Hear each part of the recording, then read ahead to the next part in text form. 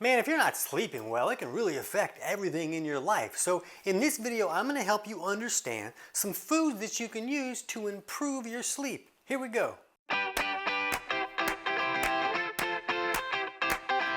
TC Hale is not a doctor and does not claim to be a doctor or licensed in any type of medical field. Don't be an idiot and use anything heard on the show as medical advice. This information should be used for educational purposes only, and you should contact your doctor for any medical advice. Now get off me.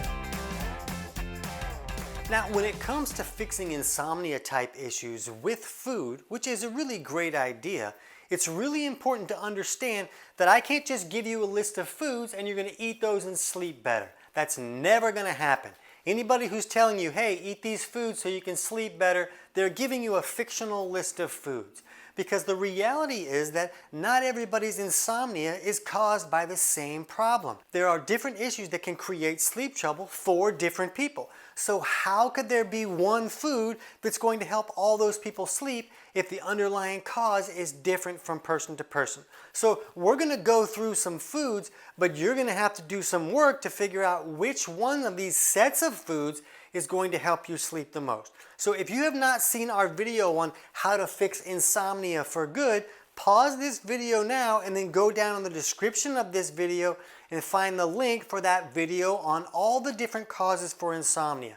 That's going to go through these different imbalances that most commonly create insomnia from person to person. And once you understand which imbalance or malfunction is creating that insomnia for you, then it's going to make sense which ones of these foods are going to help you sleep the most. So if you've watched that already, or if you already understand what imbalances your body is dealing with because you've learned how to look at that in one of my books or courses, now we can jump into looking at the imbalances and foods that can help improve sleep with those scenarios. So first of all, we'll look at this catabolic imbalance, which is that issue where your body at the cellular level is stuck in the daytime state. It's not moving into that anabolic rest and rebuild and repair state at night like it should. So if a person is stuck in this catabolic state and they can't sleep because their body's in, hey, it's go, go, go time all the time kind of situation, then great foods that can help are runny eggs. So it's really about the yolk in this scenario. You want the yolk to be runny, like a poached egg or a soft cooked egg where that yolk is still runny. Then that has a pro-anabolic effect for most people. So what's really great is if you can eat these soft cooked eggs at night for dinner. Now you're pushing the body into that more anabolic state at night that can really help a person with this imbalance sleep better. Heavy cream can be really helpful too. When I was a really major insomniac and just starting to learn these things, I was a major catabolic person and that was my trouble. I was also very electrolyte deficient, so I had a couple things going wrong with me. But when I would just take a swig of heavy cream before I went to bed, this heavy cream really helped me sleep better because this cream has a pro-anabolic effect. Plus, the fats in the heavy cream were kind of sustaining my body with a fuel source through the night that would help me sleep longer. So any type of animal fats where you're looking at saturated fats, those are usually going to have a pro-anabolic effect. So if a person is really overly catabolic, if they can eat these foods closer to bedtime, they'll be pushing their body more into that anabolic state at night. And some really great saturated fats are butter or coconut oil. And I find that butter seems to be a little bit more effective for clients who are having trouble sleeping due to this type of imbalance. So if you can have butter with your dinner, maybe you're cooking your dinner in your butter or coconut oil, or maybe you even make some little fat bomb treats that are made out of butter or coconut oil or mixed together with some type of flavoring or something, and you have one of those with your dinner, and maybe you're having a meal that doesn't have a lot of saturated fats or something. If you have some of these little fat bombs or something like that that can really lift that saturated fat, especially from animal sources, now you're going to really have the ability to improve that sleep if that's the scenario. Now if somebody had all those things, hey, let's have a runny eggs with some cream and butter and stuff, then they have a better chance of improving their sleep on that night.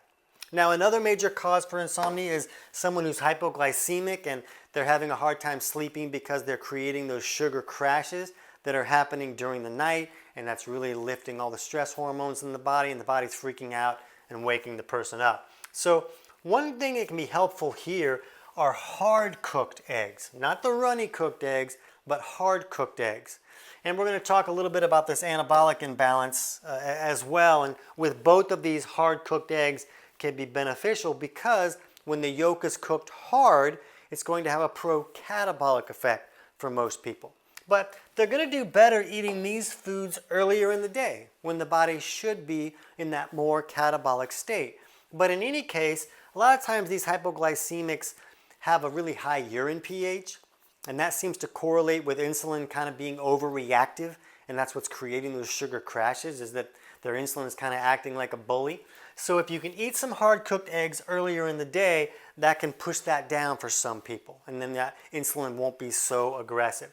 Now, protein is really important for a hypoglycemic, especially with dinner. Because when we're eating carbs and sugars, that's kind of like kindling on the fire. But the protein is the slow-burning log on the fire that will sustain that body with fuel and resources that it needs to run all these things that it has to do in the middle of the night while we're sleeping. Your body doesn't just go to sleep. It needs to do stuff, and it needs resources to do that.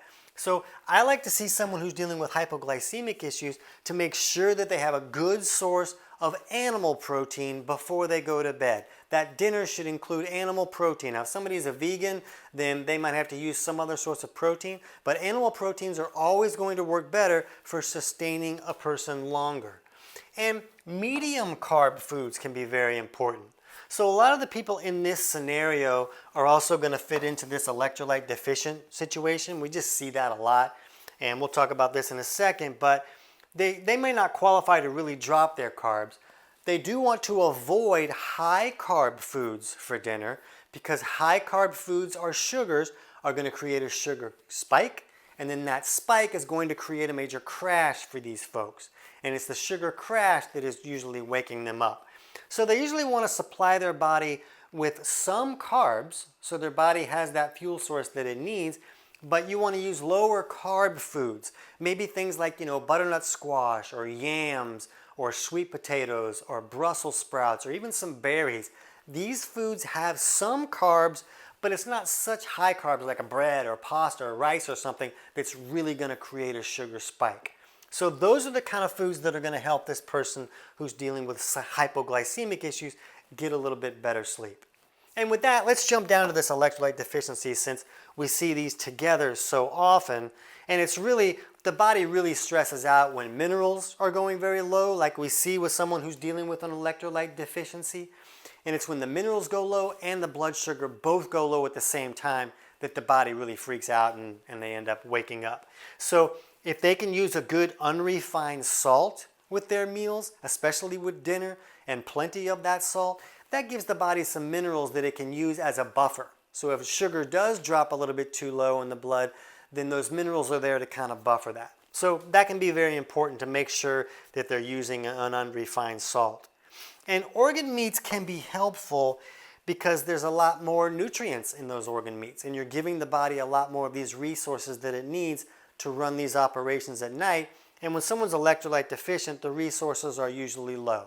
Now, here's something that's very important to understand with any of these steps. When you're trying to use food as medicine, so to speak, when you're trying to use foods that are going to help you fix an imbalance that improves your sleep, it's not going to do anything if you can't break that food down. So if a person is having any digestive symptoms at all, they're going to need to do work to correct those, so then we know the body is actually breaking the food down and getting the nutrients out of those foods. So if someone has digestive symptoms, organ meats might be the worst thing that they could eat, because a lot of those organ meats are harder to break down. They're like dark meat type things. They can be harder to kind of digest and break down if someone has digestive malfunctions. So if you don't know how to fix those things, if you're new to this channel, we'll put a link in the description below for our video on full digestive reset, and that'll kind of walk you through figuring out which aspects of digestion are not working correctly and steps you can take to improve those. But that's really crucial if you want to improve your sleep with any of these steps. Now, with an electrolyte deficiency, tomato sauce can also be beneficial. Tomato sauce has the ability to kind of pull some of the calcium out of the tissues and kind of hold it in the blood a little bit. And that can thicken up that blood and maybe raise the blood pressure a little bit to help the body function a little bit better. I don't always recommend somebody doing that with every meal or all the time. They'll end up pulling out too much calcium from the tissues and creating other troubles like cramps or things like that. But they could use that sometime, and that may be beneficial while they're working on maybe bringing more minerals into the system so they're not so deficient, or improving digestive malfunctions so that they can get more nutrients out of their food, and that is usually the best way to lift those minerals. Now, if someone's having oxygen utilization issues like we talked about, where maybe their breath rate was really low, like below 12 breaths per minute, and that was indicating that the blood was probably leaning too far on the alkaline side, so now the body is holding on to oxygen in the blood, and the oxygen can't get down to the tissues where it really needs for the body to be able to function correctly. So that can stress the body out and make a person wake up a little bit. So if that's a problem, carbonated water can be beneficial, and the person's probably going to want to drink most of that carbonated water earlier in the day. If you're drinking a bunch of carbonated water just to try to balance out your bloodstream right before you go to bed, then you might be up peeing 14 times a night, and that's not going to help you sleep any better. So that could be beneficial for some folks doing that earlier in the day. And the question here is, like, would carbs help? You know, a lot of these people, they might have a really slow breath rate, might be there because they're doing like a ketogenic or carnivore diet or zero carb diet or a really low carb diet.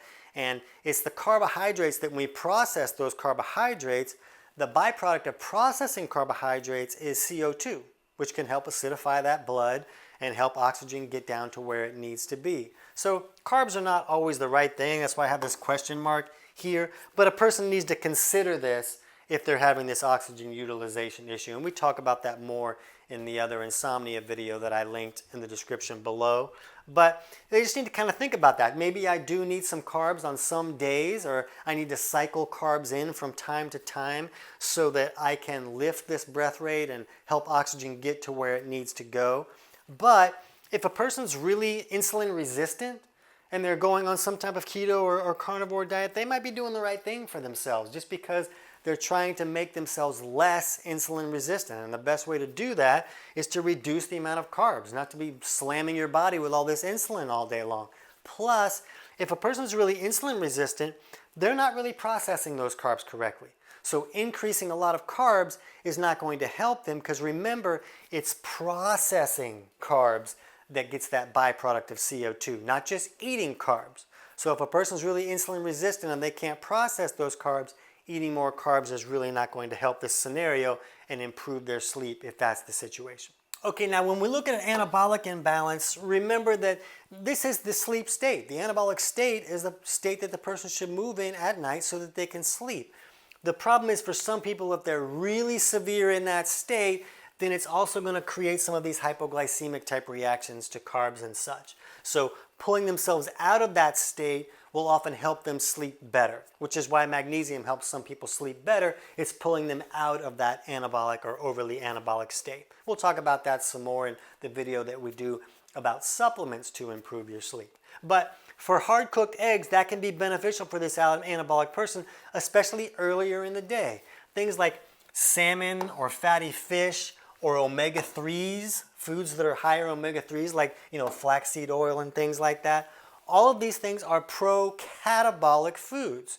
So that means that they'll help pull that person out of that overly anabolic state. But that also means that these foods are probably better earlier in the day, breakfast and lunch type things. Now, if somebody's really crammed into an anabolic state, eating some salmon at night is probably going to help them sleep better, just because you're fixing this imbalance that might be creating trouble. And we'll look at some proteins here in a second, and we'll see that salmon might be more of a slow-burning log on a fire for some folks.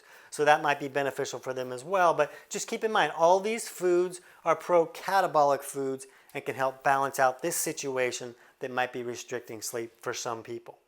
Now, energy production, most people should be able to burn both glucose and fat for fuel. But some people are kind of stuck. So if a person's stuck where they're doing better with carbs and sugars, or they're doing better with fats, then moving the diet toward what they're processing better can sometimes help them get a little bit more sleep. But what's really important when we're looking at this issue is the type of protein that a person would be consuming. So if a person's breath rate is really low, like below 12, that means that they're not oxidizing those proteins as efficiently. It might take them a little bit longer to oxidize those. So in that case, a protein that is easier to oxidize or easier to break down is going to be more helpful for them. if you give a person that is having a hard time oxidizing these proteins, and you give them a protein that's very difficult to oxidize, they're going to have a hard time. But if you give them that's easier to oxidize, they do okay. So we want to look at white meat protein if someone's breath rate is below 12. And they'll usually do better, and that way, now that protein is more of a slow burning log on the fire. Now, if somebody's breath rate is higher, 16, 17, 18 or higher, then they might do better with some dark meat proteins. These are usually higher in purine proteins, things like steak or dark meat chicken, even salmon. These types of foods are going to be more of that slow burning log on the fire for someone who's ripping through their protein faster. If you give somebody that's really oxidizing proteins very quickly, white meat, they're going to rip through that real quick, and then they're going to wake up because the body doesn't have a fuel source. So they need a type of protein that will sustain them longer. So the type of protein is going to be really important for a lot of people. So looking at your breath rate and figuring out where you are can really be helpful to help you sleep better. And another thing with this imbalance and with this imbalance, when you eat that last meal is really important. Someone who's ripping through their protein too quickly, or someone who is low on resources, like an electrolyte deficient situation, if they eat their dinner at 6 and go to bed at 10:30, they've already burned that all up before they even go to bed. Now they're going to bed on an empty tank, and they might be able to fall asleep just fine, but it's not going to take very long for the body to freak out and say, hey, I need some stuff, I'm running out of stuff, go get me some stuff. So with a lot of my clients, I will have them move their dinner later into the night. And maybe they'll even have a snack at their normal 6 o'clock dinner time, and then maybe they have their dinner at 8 or 9 o'clock, depending on when they're going to bed. But if they can have their dinner closer to like right at 2 hours before they go to bed, that usually helps them have that fuel last a little bit longer so that they can sleep a little bit better. Now, if someone finds that they have this sympathetic imbalance where the body's kind of stuck in this fight or flight state, it really makes sense why they can't sleep. The body is kind of in an emergency all the time. But we first want to think about, are they having some type of food sensitivity, where maybe they're eating a food that their body's kind of going to war against all the time? And if you don't know about food sensitivities, we'll put a link in the description below the video for our videos on how to improve food sensitivity issues.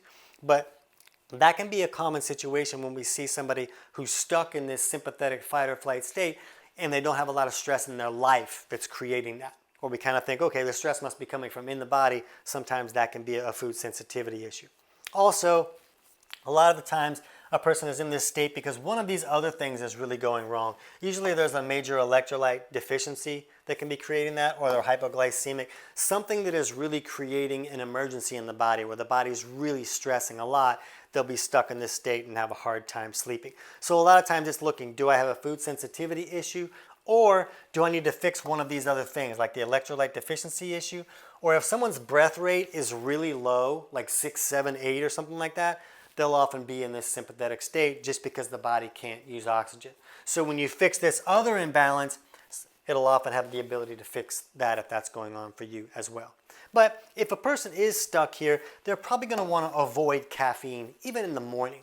And some people will run in horror from that idea. I can't even function as a human without my coffee. But, I'm not totally against coffee or these kind of stimulant drink kind of things that can be okay and even have benefits for some people. But if someone is stuck in this fight or flight state, do you really want to be doing some kind of stimulant with them? It's really magnifying that problem for them. So in that scenario, that person might need to avoid that until they can correct that imbalance, and then they might be able to do okay with their coffee again. So I hope that helps, but you can also see that there can't be a list of foods that's going to help everybody sleep, because that was very different. These are very different from imbalance to imbalance, and a person might be dealing with more than one imbalance at a time like I was, and have to look at a variety of parameters to figure out what's really going to help them sleep the most. So if you haven't seen it yet, jump over right now and check out that video on how to fix insomnia for good, so you can understand these different imbalances better and how to figure out what may be going on with you. But if you have already seen that, you can jump over and check out our video on supplements to improve sleep. I can't wait to hear about your results.